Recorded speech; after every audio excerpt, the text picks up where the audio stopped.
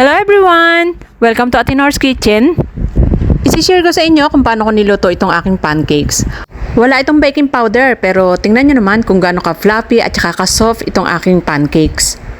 Siguradong magugustuhan na ito ng mga kids pagka inihain nyo to sa kanila. Okay, heto yung aking mga gagamitin. Kailangan natin ng 4 large eggs. I-separate natin yung white dito sa malaking bowl at yung yolk ay dito sa medium bowl. Kung napapansin nyo, medyo marami yung ating eggs dahil ito yung magpapalsa ng ating pancakes. Medyo magastos nga lang sa eggs pero sigurado namang magugustuhan nyo. Okay, para dito sa aking yolk, maglalagay lang ako ng 1 teaspoon sugar, 1/2 to 1 teaspoon vanilla, pinch of salt, at saka natin haluin. Then, mag-add tayo ng 1/2 cup ng cake flour para medyo light yung ating pancakes.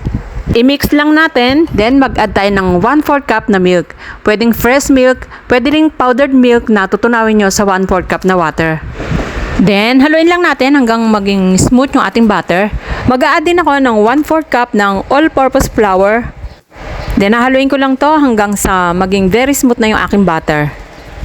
Pagkatapos niyan, ay itatabi ko muna. Okay, i-whisk ko itong aking egg whites gamit ang aking electric beater. Pwede kayong gumamit ng hand manual mixer kung wala kayong ganitong electric beater. Mas mabilis kasi kung ganito ang gagamitin ko. Mag-a-add din ako dito ng 3 tablespoon na sugar.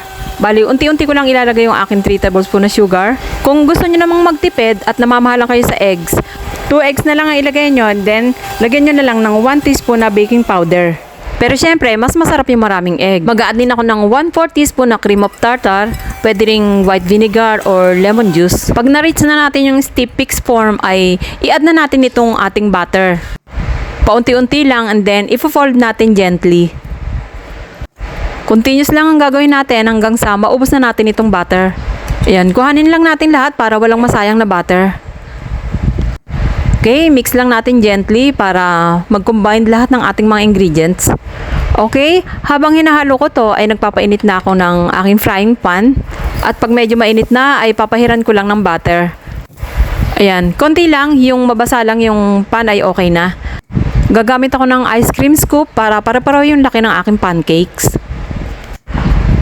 Lulutuin lang natin to sa mahinang-mahinang apoy. Pagkatapos niyan ay tatakpan ko lang to para mas mabilis maluto. At pagkaraan ng 1 to 2 minutes ay bibilingin ko naman to. Bibilingin or babaliktarin. Tama ba yon? Parang pareho lang naman yun, di ba?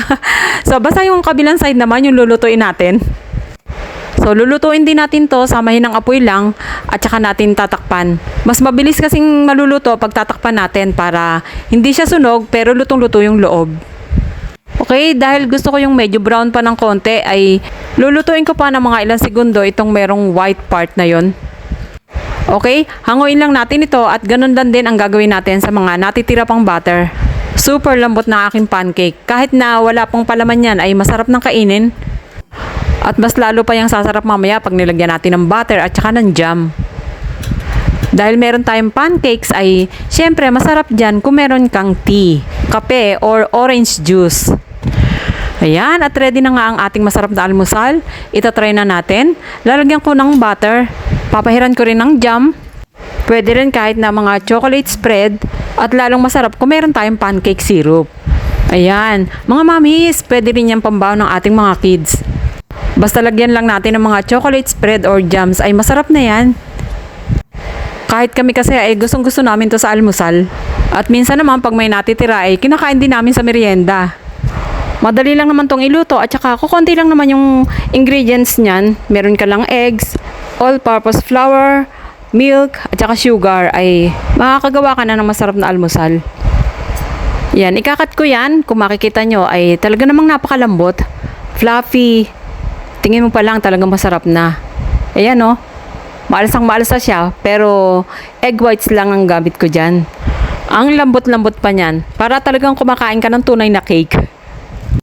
Ang sarap niya dahil ang dami yung itlog. Bagay na bagay talaga to sa ating kape. Sa tea or kaya naman ay sa juice. Okay, don't forget to subscribe to my YouTube channel, Atenor's Kitchen, and click the notification bell para updated po kayo sa mga new recipes na i-upload ko. Thank you for watching!